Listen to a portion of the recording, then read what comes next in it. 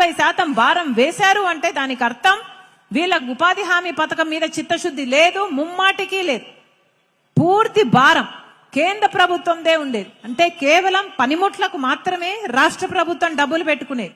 అంటే ఇది వరకు 500 కోట్లు ఖర్చు అయితే ఇప్పుడు కొత్త చట్టంలో మన రాష్ట్రం మీద 5,000 కోట్ల భారం పడబోతుంది. ఈ డబ్బంతా ఎక్కడి నుంచి వస్తుంది? పెట్టుకోలేదు.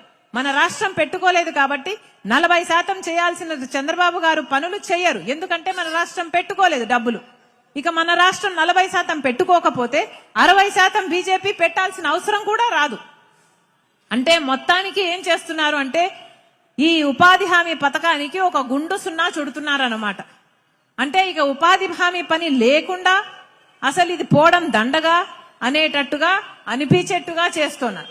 అందుకే కాంగ్రెస్ పార్టీ ఇంతలా కొట్లాడుతుంది. కొట్లాడాల్సింది ఒక ఉపాధి హామీ పనికి మాత్రమే కాదమ్మా. మన రాష్ట్రంలో చాలా సమస్యలు ఉన్నాయి. రైతులకు చూసుకుంటే గిట్టుబాటు ధర లేదు.